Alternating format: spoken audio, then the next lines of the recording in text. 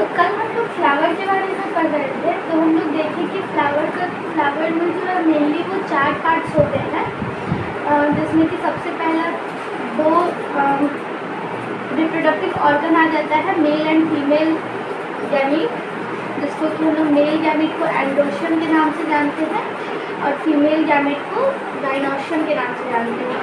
ये दोनों हो गया necessary part of the plant, और फिर इसी में 2 हम लोगों को देखने को मिलता है, that is sepal and petal. ये 4 जो है ये पार्ट्स हो गए प्लांट के, जिसमें से जो ये दोनों हैं सेपल्स और पेटल्स, ये एसेसरी पार्ट कहलाते हैं प्लांट के, मतलब कि ये सिर्फ सजावट के लिए प्रेजेंट होते हैं या फिर इनका फंक्शन काफ़ी कम होता है एज़ कम्पेयर टू दीज। जैसे ये तो necessary part of the plant है, अगर ये दोनों नहीं रहेंगे तो फ्लावर रखे एग्जिस्ट करे या नहीं करे, फ्लावर का कोई मीनिंग ही नहीं है। तो इसीलिए ये दोनों हम लोग क्या देखे थे कि ये दोनों necessary part of the plant है और ये accessory part of the plant है। फिर हम लोग देखे सेपल, पेटल्स और पेरियांस के बारे में। तो फिर उसके बाद हम लोग देखे थे सेपल्स के बारे में। अगर ग्रुप ऑफ सेपल्स है तो उसको हम लोग कहते हैं कैलिक्स, और इसी कैलिक्स को हम लोग के से डिनोट करते हैं। फिर नेक्स्ट हम लोग देखे थे पेटल्स के बारे में। एक रहेगा तो पेटल्स, और अगर ग्रुप ऑफ पेटल्स है तो उसको हम लोग कहेंगे कोरोला, और उसको हम लोग कैपिटल सी से डिनोट करेंगे। फिर वहीं अगर सेपल और पेटल दोनों एक साथ है, सेपल प्लस पेटल एक साथ बन फ्यूज़ हो गया है, तो उसको हम लोग कहते हैं टेपल, और इसी ग्रुप ऑफ टेपल को हम लोग कहते हैं पेरियांथ के नाम से जानते हैं, और इसको हम लोग कैपिटल पी से डिनोट करते हैं। ठीक है। फिर हम लोग इसके बाद देखे थे कि सेपल्स जो है वो फ्रीली होगा, मतलब सेपल्स किस तरीके से होगा, 1 2 3 4 5 या तो एक साथ फ्यूज़ होगा। जो फ्री रहेगा उसको हम लोग क्या कहते हैं पॉलीसिपेलस, और अगर फ्यूज़ है तो उसको हम लोग बोलते हैं गैमोसिपेलस। फिर हम लोग देखेंगे जैसे ये फ्यूज़ है एक साथ, इसको हम लोग ये क्या है, ये सेपल है, तो उसको हम लोग के से डिनोट करेंगे, दोनों के से ही, बट ये फ्यूज़ नहीं है तो इसलिए हम लोग ब्रैकेट नहीं लगाएंगे, बट ये वाला जो ये फ्यूज़ है इसलिए हम यहाँ पे ब्रैकेट का यूज़ करेंगे। उसी तरीके से हम लोग पेटल्स का भी केस देखेंगे। अगर पेटल्स जो है वो ग्रुप बनाते हैं तो उसको हम लोग बोलते हैं गैमोपेटल्स, जिसको कि हम लोग सी से डिनोट किया था, उसमें ब्रैकेट से कर दिए थे क्योंकि वो फ्यूज़ है एक साथ है। उसी तरीके से फिर पेटल्स भी एक हो गया कि एक साथ फ्यूज़ होगा, और एक हो गया कि अलग से फ्रीली रहेगा, उसको हम लोग कहते थे पॉलीसिपेलस, और उसको हम लोग सिंपली कैपिटल सी से डिनोट करते थे। फिर हम लोग नेक्स्ट देखे थे पेरियांथ के बारे में, जिसमें सेपल्स और पेटल्स फ्यूज़ हो जाते हैं। उसमें भी हम लोग 2 देखे थे, उसमें भी था गैमोफाइलस और पॉलीफाइलस। गैमोफाइलस में वही जो सेपल और पेटल है वो सब एक साथ फ्यूज़ है, मतलब जुड़े हुए हैं, और पॉलीफाइलस मतलब एक साथ नहीं जुड़े हुए हैं। फिर हम लोग देखे थे सेपल्स, पेटल्स और पेरियांथ के बारे में कि अगर वो 3 या 3 के मल्टीपल में प्रेजेंट है तो उसको हम लोग कहेंगे ट्राइमेरस। अगर 4 या 4 के मल्टीपल में सेपल या पेटल प्रेजेंट है तो उसको हम लोग कहते हैं टेट्रामेरस, और अगर 5 या 5 के मल्टीपल में प्रेजेंट है तो उसको हम लोग कहेंगे पेंटामेरस। हम लोग देखे थे कि जो ये ट्राइमेरस है ये जनरली मोनोकॉट्स में देखने को मिलता है, और ये दोनों डाइकॉट्स में देखने को मिलता है। ठीक है।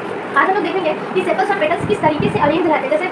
जैसे अभी हम लोग देखें कि फ्लावर किस तरीके से फ्लोरल एक्सिस पे अरेंज है, तो उसको हम लोग बायो में टर्म दिए इनफ्लोरेसेंस। उसी तरीके से सेपल्स और पेटल्स किस तरीके से अरेंज है उसको हम लोग कहते हैं एस्टिवेशन। तो एस्टिवेशन क्या हो जाएगा, arrangement of sepals and petals is known as aestivation. Aestivation क्या हो जाएगा कि किस तरीके से सेपल्स और पेटल्स अरेंज है, arrangement of sepals and petals, तो क्या हम लोग कहते हैं एस्टिवेशन। अब देखिए जनरली ये 4 तरीके का एस्टिवेशन हम लोग को देखने को मिलता है। पहला होता है वैल्वेट। वैल्वेट मतलब एक दूसरे को टच करेगा लेकिन ओवरलैप नहीं करेगा, सिर्फ टच करके और फिर वो रहेगा। दूसरा आता है ट्विस्टेड, इसमें ये ओवरलैप करता है लेकिन एक रेगुलर मैनर में ओवरलैप करता है। तीसरा आता है एम्प्लिकेट, जिसमें कि ओवरलैप करता है लेकिन रेगुलर पैटर्न, मतलब कोई सेम पैटर्न नहीं रहता है। और कैपिलरी में तो दूसरा ही वो रहता है, स्ट्रक्चर रहता है, इस टाइप से। 4 तरीके का एस्टिवेशन होगा। पहला क्या होगा वैल्वेट। तो वैल्वेट में क्या होता है, मतलब जो सेपल्स और पेटल्स है वो एक दूसरे को टच करते हैं इस तरीके से, बट ओवरलैप नहीं। 1 2 पेंटामेरस जैसे बनाते हैं 3 4 और 5 इस तरीके से देखिए 1 2 3 4 5 इस तरीके से एक दूसरे को टच कर रहा है बट ओवरलैप नहीं कर रहा है। कहीं ऐसा नहीं है कि 1 वाला पहले और 2 वाला बाद में, इस तरीके से नहीं है। तो ये वाला केस हो जाएगा वैल्वेट का। इसमें क्या हो रहा है, टच कर रहा है एक दूसरे को लेकिन ओवरलैप नहीं कर रहा है, टच बट नॉट ओवरलैप। फिर दूसरा हो जाता है ट्विस्टेड का केस। ट्विस्टेड में ये जो है ओवरलैप करता है और एक रेगुलर पैटर्न में करता है। जैसे मान लीजिए इस तरीके से, इसको अगर हम लोग 0 करें तो ये 1 हो गया, फिर यहाँ से इस तरीके से, फिर यहाँ भी 0 आएगा और फिर यहाँ भी 1 आएगा, फिर यहाँ से ऐसे, यहाँ पे 0 यहाँ पे 1, यहाँ पे भी ऐसे, यहाँ 0 यहाँ 1, और फिर यहाँ पे इसी तरीके से यहाँ पे 0 यहाँ पे 1। तो ये ट्विस्टेड पैटर्न में प्रेजेंट है, मतलब रेगुलर पैटर्न में ये ट्विस्ट है, मतलब यहाँ पे अगर 0 है तो यहाँ पे 1 ही आ रहा है, फिर ये 1 के बाद अगर 0 है तो इसके बाद 1 ही आ रहा है, फिर यहाँ पे 1 तो 0 1 0 1 0 1। इसी मैनर में ये रेगुलर पैटर्न में जो ये सेपल और पेटल है एक दूसरे को अरेंज कर रहे हैं। फिर तीसरा आ जाता है एम्प्लिकेट। एम्प्लिकेट मतलब ये लोग ओवरलैप कर,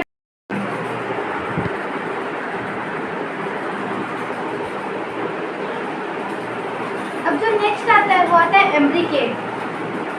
एम्ब्रिकेट में क्या होता है, ये सब ओवरलैप करता है लेकिन इरेगुलर पैटर्न में, मतलब जैसे हम लोग अभी ट्विस्टेड का केस देखें तो उसमें ये सब ओवरलैप कर रहा था बट एक रेगुलर पैटर्न में कर रहा था, लेकिन इसमें रेगुलर पैटर्न में ये ओवरलैप नहीं करता है, इसमें इस तरीके से करता है।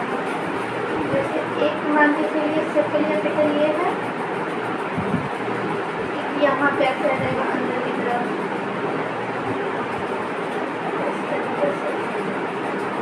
फिर एक और ऐसे अंदर की तरफ से,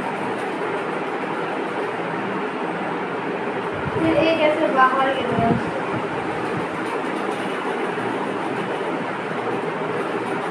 फिर एक इधर से ऐसे अंदर और इधर से ऐसे बाहर की तरफ से।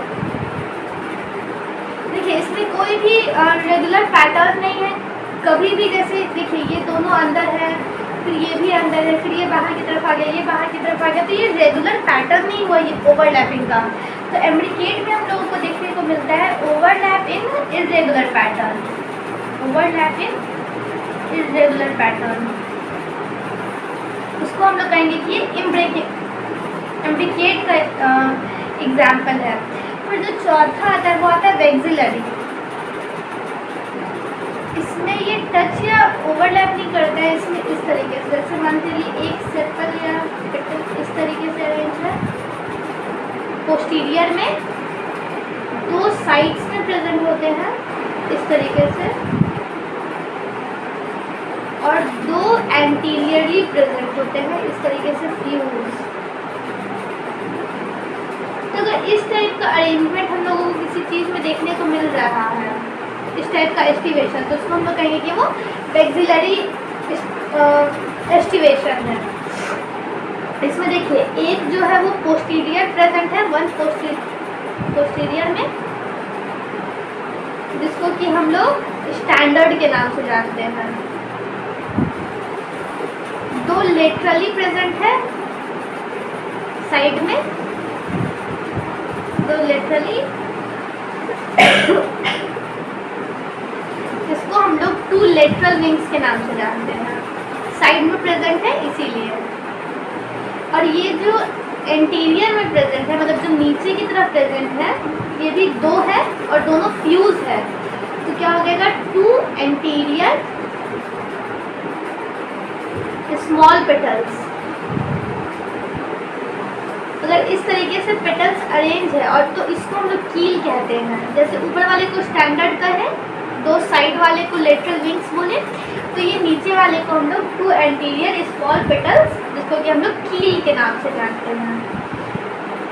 और देखिए इसका हम लोग अभी यहीं पे फ्लोरल डायग्राम ये हो गया किस तरीके से एस्टिवेशन होता है। अब अगर कोई हम लोगों को कहेगा कि इसका फॉर्मूला लिख के बता दे, तो हम लोग जानते हैं कि पेटल्स को हम लोग कैपिटल सी से डिनोट करते हैं। देखिए एक पोस्टीरियर में प्रेजेंट है तो 1 प्लस, दो लेटरली प्रेजेंट है तो 2, फिर यहाँ पे प्लस, और दो एंटीरियर में प्रेजेंट है बट वो दोनों फ्यूज है, तो इसीलिए हम लोग यहाँ पे भी 2 लिखेंगे और उसको ब्रैकेट में डाल देंगे क्योंकि ये वाला जो है ये फ्यूज है। ठीक है, अब देखिए वेलवेट जो है वो जनरली हम लोगों को कैलोट्रॉपिस के प्लांट्स में देखने को मिलता है।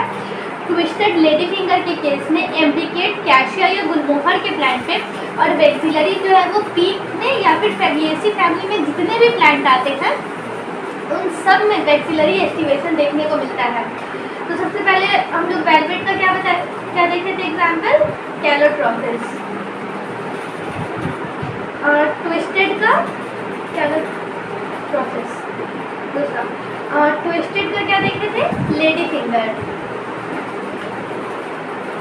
एम्ब्रिकेट का क्या था, कैशिया एंड गुलमोहर, एम्ब्रिकेट का। और वेक्सिलरी का क्या था, पी और फेबिएसी फैमिली में जितने भी प्लांट आते हैं वो सब हम लोग को देखने को मिलते हैं वेक्सिलरी में। कैशिया और गुलमोहर एम्ब्रिकेट में देखने को मिल गया ये। चौथा वेक्सिलरी, वेक्सिलरी किस में देखने को मिलता है, या तो पी प्लांट में या नहीं तो फेबिएसी फैमिली में जितने भी प्लांट आते हैं उन सब में, फेबिएसी फैमिली। ठीक है, अब देखिए, अब नेक्स्ट हम लोग देखेंगे एंड्रोशियम के बारे में, मेल रिप्रोडक्टिव ऑर्गन जो प्लांट का है उसके बारे में। तो हम लोग जानते हैं एंड्रोशियम क्या हो गया, male reproductive organ of the plant. हम लोग एंड्रोशियम को एक और नाम से जानते हैं, दैट इज स्टेमन। एंड्रोशियम कहिए या फिर स्टेमन, दोनों एक ही चीज़ है। अब हम लोग देखेंगे इसका स्ट्रक्चर। तो हम लोग जानते हैं स्टेमन में इस तरीके से एंथर प्रेजेंट होता है और यहाँ पे ये स्टेमन। इसी एंथर में स्पोरेंजिया होता है जिससे कि इन फ्यूचर जा करके पोलन ग्रेन्स बनता है। तो ये वाला क्या कहलाएगा, एंथर। ये क्या है, स्पोरेंजिया। और ये नीचे वाला क्या है, फिलामेंट। देखिए एंथर ही जो है वो स्पोरेंजिया कंटेन करता है, तो इसीलिए हम लोग एंथर को कहते हैं कि ये फर्टाइल पार्ट है स्टेमन का। और ये जो फिलामेंट है ये स्टेरिलाइल पार्ट है, मतलब कि इससे कोई पोलन ग्रेन्स या कुछ ऐसा तो नहीं बन रहा है जिससे कि आगे रिप्रोडक्शन में हेल्प करे। तो इसीलिए हम लोग एंथर को कहते हैं फर्टाइल पार्ट और फिलामेंट को कहते हैं स्टेरिलाइल पार्ट।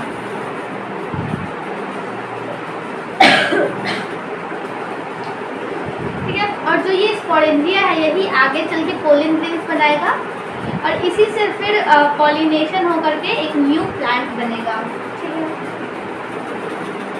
अब देखिए स्टेमन भी दो तरीके का होता है। एक हो गया फर्टाइल स्टेमन जिसमें कि एंथर होगा। अगर एंथर है ही नहीं था तो वो पोलन ग्रेन्स बना नहीं पाएगा, तो वो आ जाएगा स्टेरिलाइल स्टेमन में। और अगर जिसमें एंथर है, अगर एंथर है तो अगर एंथर है तो स्पोरेंजिया तो प्रेजेंट होगा ही। तो इसीलिए अगर एंथर प्रेजेंट है और स्पोरेंजिया है तो उसको हम लोग कहेंगे कि वो फर्टाइल स्टेमन है। बट वहीं अगर एंथर प्रेजेंट नहीं है तो स्पोरेंजिया भी नहीं बनेगा, पोलन ग्रेन्स भी नहीं बनेगा, तो इसलिए हम लोग उसको स्टेरिलाइल स्टेमन बोलेंगे। ठीक है, तो दो तरीके का स्टेमन हो गया, that is fertile stamen and sterile stamen. इसमें क्या हो जाएगा, एंथर प्रेजेंट और इसमें एंथर एब्सेंट। अब देखिए, अब जो हम लोग इसमें नेक्स्ट देखेंगे वो देखेंगे कि अगर एंड्रोशियम मेल रिप्रोडक्टिव पार्ट जो है प्लांट का वो अगर पेटल के साथ फ्यूज कर जाए, अगर वो पेटल के साथ मिल जाए तो उसको हम लोग कहेंगे कि वो एपिपेटलस का केस है। देखिए जैसे मान के चलिए नीचे वाला थैलमस, यहाँ से ये आएगा सेपल, ये इस तरीके से पेटल। अगर तो ये एंड्रोशियम है ये इस तरीके से अगर आ जाए, इस तरीके से, तो इसको हम लोग कहेंगे कि एपिपेटलस का केस है, मतलब कि पेटल के साथ ही एंड्रोशियम फ्यूज कर गया है। ठीक है, ये हो जाएगा एपिपेटलस का केस। और ये हम लोग को देखने को मिलता है ब्रिंजल, धतूरा एंड सनफ्लावर के केस में। ब्रिंजल, धतूरा और सनफ्लावर में जो स्टेमन है वो जा करके पेटल से फ्यूज कर जाता है, तो उस कंडीशन को हम लोग कहते हैं एपिपेटलस। अब जो नेक्स्ट इसी में आता है वो आता है कि अगर सेपल और पेटल दोनों से फ्यूज कर गया एंड्रोशियम, तो उसको हम लोग कहते हैं कि वो एपीफाइलस है। सेपल प्लस पेटल को हम लोग क्या कहते हैं, पेरियांथ।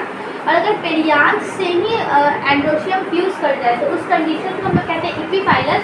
और वो हम लोग को लिली में देखने को मिलता है। जैसे देखिए ये है थैलमस, ये सेपल, ये पेटल,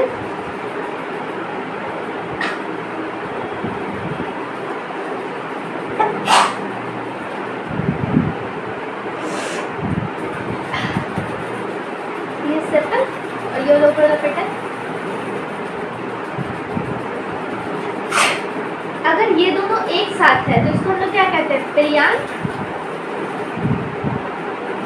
अब मान के चलिए कोई स्टेमन है वो इस तरीके से निकल गया, मतलब दोनों को क्रॉस करते हुए, तो उसको हम लोग बोलेंगे कि वो एपीफाइलस का केस है, जो कि हम लोग को लिली प्लांट में देखने को मिलता है। ठीक है, अब इसी में तीसरा आता है कि अगर एंड्रोशियम जो है वो गाइनोशियम जो कि फीमेल रिप्रोडक्टिव पार्ट है प्लांट का, अगर उसके साथ जा करके एंड्रोशियम फ्यूज कर जाए तो उस केस को हम लोग कहते हैं गाइनो एंड्रस। गाइनो आया गाइनोशियम से और एंड्रस यानी कि एंथर वाला जो है उससे आ गया एंड्रस, तो ये दोनों मिलके क्या बना देता है गाइनो एंड्रस। तो जैसे देखिए इसमें भी यही चीज़ होगा, यहाँ पे ऐसे यहाँ पे इस तरीके से थैलेमस प्रेजेंट होगा,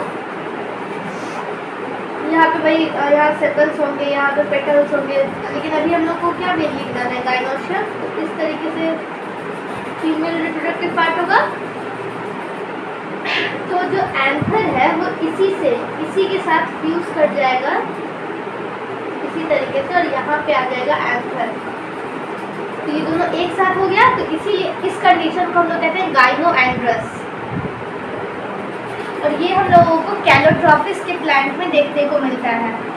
तो कितने तरीके से एंड्रोशियम फ्यूज कर सकता है? 3 तरीके से। अगर पेटल के साथ किया तो इपीपेटलस, अगर सेपल और पेटल मिला करके किया डेट इज पेरियांथ से किया तो वो हो जाएगा इपीफाइलस, और अगर गाइनोशियम से female reproductive part of the plant से किया तो वो गाइनो एंड्रस का केस हो जाएगा। अब देखिए जो इपीपेटलस है इसका 3 एग्जाम्पल, ब्रिंजल, धतूरा एंड सनफ्लावर। पेरियांथ से अगर फ्यूज किया तो उस कंडीशन को हम लोग बोलेंगे इपीफाइलस और उसका एग्जाम्पल हो जाएगा लिली। और अगर गाइनोशियम के साथ फ्यूज किया तो उस केस को हम लोग बोलेंगे गाइनो एंड्रस और उसका एग्जाम्पल हो जाएगा कैलोट्रॉपिस। तो सबसे पहले एंड्रोशियम किस चीज़ के साथ फ्यूज किया? पेटल के साथ। तो उस केस को हम लोग क्या बोले? इपीपेटलस।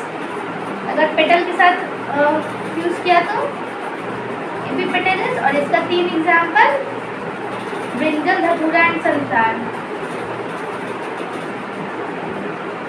धतूरा एंड सनफ्लावर। फिर नेक्स्ट किस चीज़ के साथ फ्यूज किया था?